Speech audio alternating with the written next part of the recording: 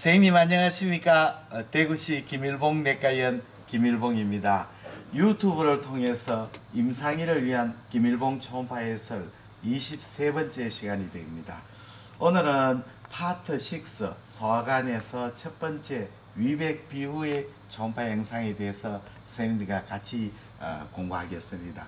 우선은 제가 만든 김일봉 초음파 현재원 개인교수 DVD에서 말씀드리겠습니다. 이 DVD는 총 7장이고 이 보시는 같이 12개의 파트, 그렇게 복부하고 갑상선 경동맥 포함되어 있습니다. 특이할 것은 충수하고 여성생식기의 그 DVD가 들어가 있습니다. 그래서 이것을 보시면 초음파의 입문자께서는 초음파 스캔법을 잘 아실 수 있습니다. 현재 많은 분들이 주문하고 계시고 서울 전국의 대학병원, 종합병원의 레지던트 선생님들이나 전임의 선생님이 교육에 많이 사용되고 있습니다.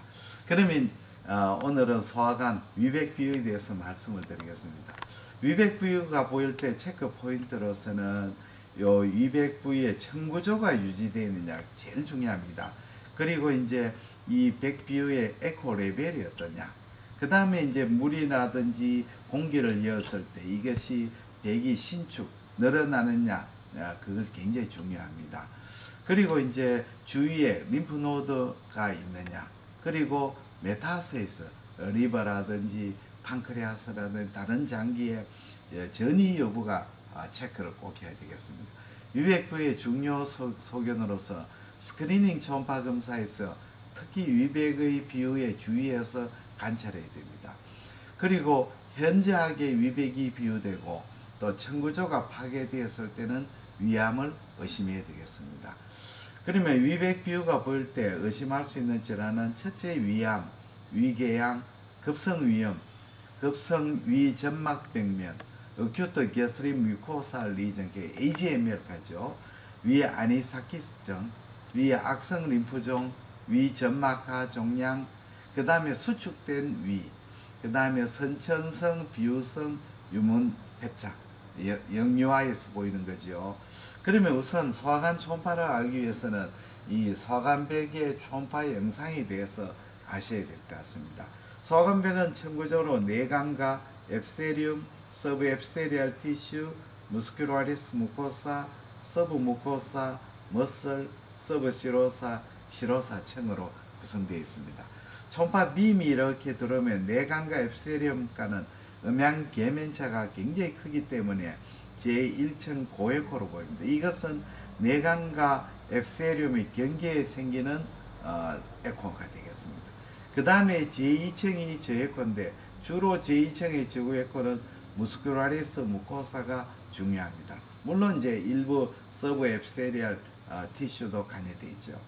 그 다음에 제3층의 서브 무코사는 고에코로 나오게 되겠습니다. 여기는 이 안에는 서브 무코사는 루스 알레올라 티슈고 안에서 초음파 빔이 이 안에서 루스 알레올라 티슈에서 반사를 많이 하기 때문에 그렇습니다. 그 다음에 머슬은 균질한 조직이죠. 이 조직은 초음파를 잘 통과하기 때문에 저에코로 보입니다.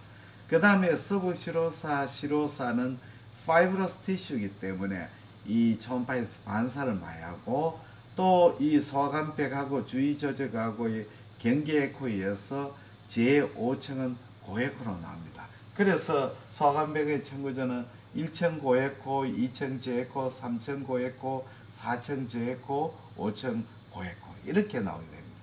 그러나 이제 임상에서 우리가 컨벡스 프로브를 사용할 때는 이 서브 무코사 제3층하고 제4층 머슬층만 이 청구조가 보이지 나머지 청구조는 잘 보이지 않습니다. 그러나 이제 내강을 물로 내강이 물로 충만시키면 내강은 무에코로 보이고 내강이 음식물이나 공기로 가득 찰 때는 고에코로 보입니다. 그러나 이제 리니어 프로브를 사용하거나 또는 컨벡스 프로브도 내강에 물로 가득 채우게 되면 우리가 이제 청구적의 5레이어를 볼 수가 있습니다. 그래서 보실 때 제일 중요한 키 포인트는 제3층에서 무고사를 확인하고 그 바깥에 있는 제4층 근층을 확인합니다.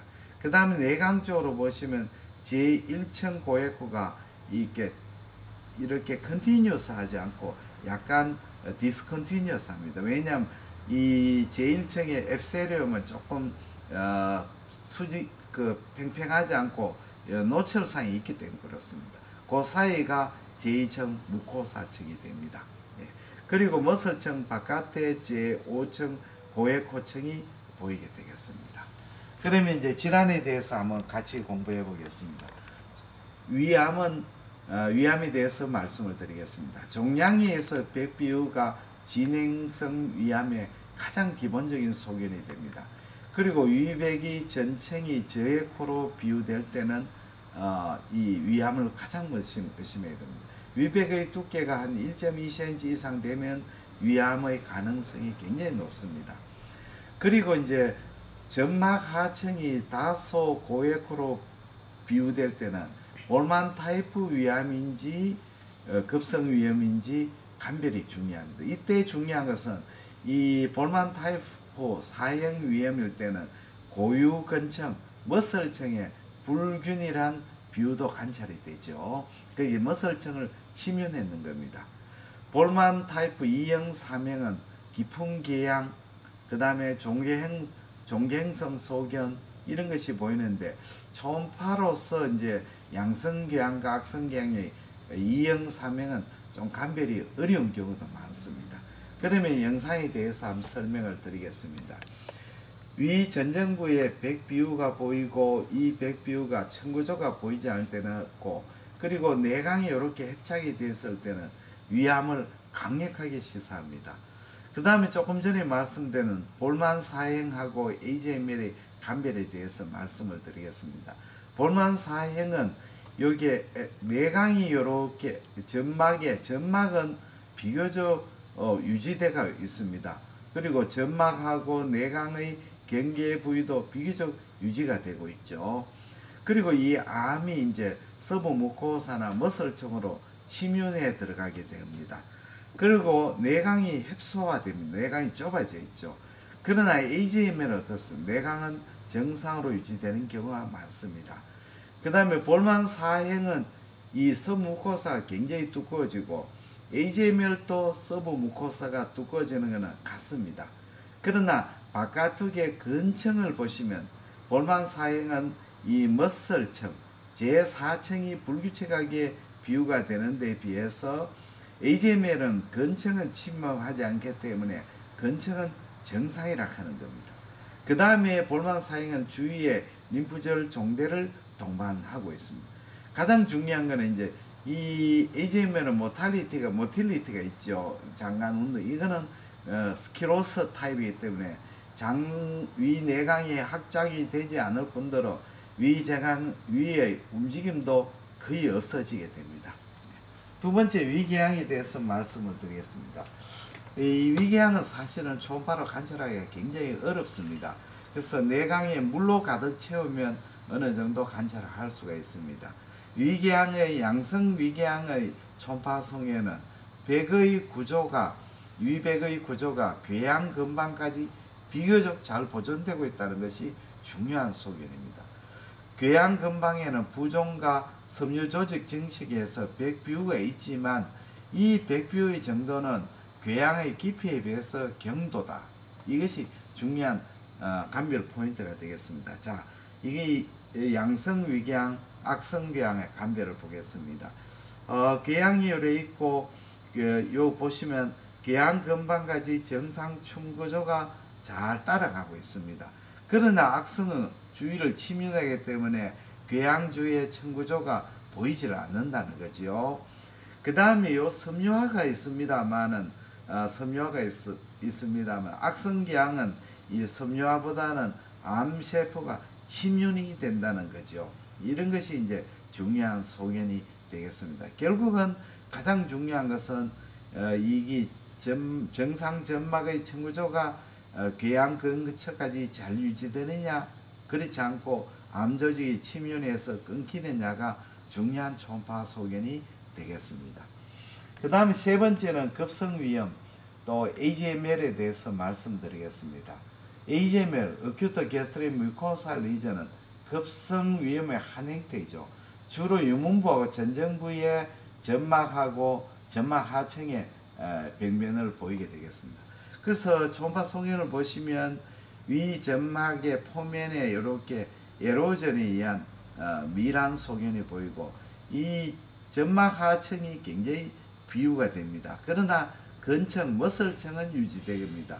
심할 때는 이 고에코 점막 하층 군데군데 저에코 부위도 관찰이 됩니다.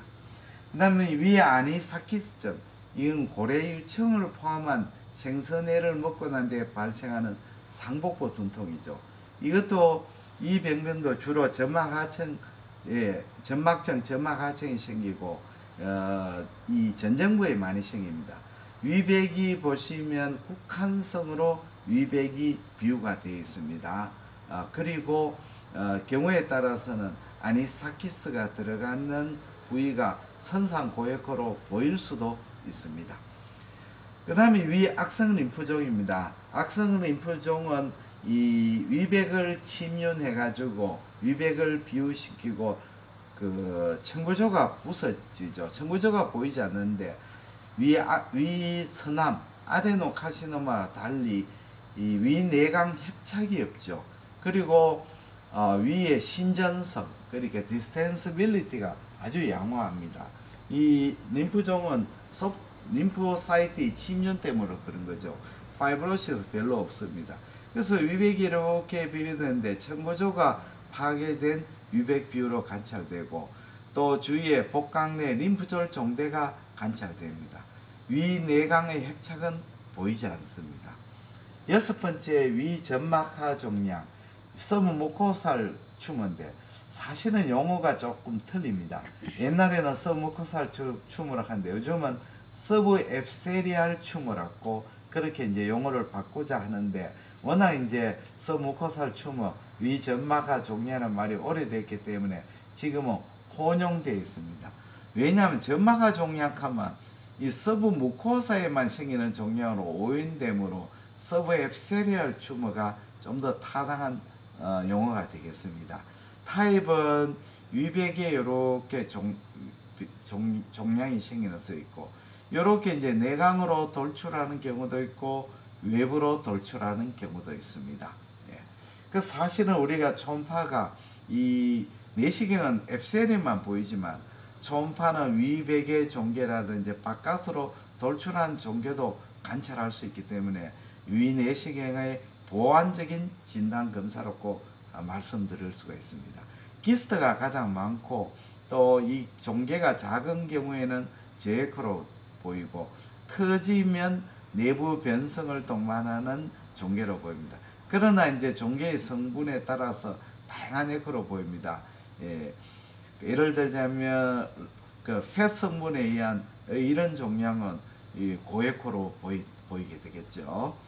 그 다음에 위내강이 허탈되고 위백이 수출될 때는 위백이 수출되는 특히 위체부의 백이 두꺼워진 경우가 있습니다. 컨트랙션 때 그렇죠. 이럴 때 이제 물을 먹여서 위내강 확장이 되면 위백이 늘어나서 위백이 얇아져가 정상으로 관찰됩니다. 마지막으로 선천성, 비유성 유문협착이 있죠. 영유아에 생기는 질환이 있죠. 위내강이고 전정부고 파이로스의 머슬층이 하이퍼트로피가 되면 위내강이 협착이 되죠. 그렇게 되면 애는 음식물을 능구치 못하니까 반복성으로 구토를 일으키고 그 다음에 상복부에 이렇게 파이로스가 두꺼워진 부분이 메스처럼 만져지게 됩니다. 초음파로서 진단이 가능한 질환이 되겠습니다. 오늘은 임상일을 위한 초음파 강좌 23번째 시간 소화관의 첫 번째 시간 위백 비유 시 초음파상 위백 비유가 볼 때 어떻게 감별 진단을 할 것이냐에 대해서 같이 공부했습니다. 대단히 감사합니다. 안녕히 계십시오.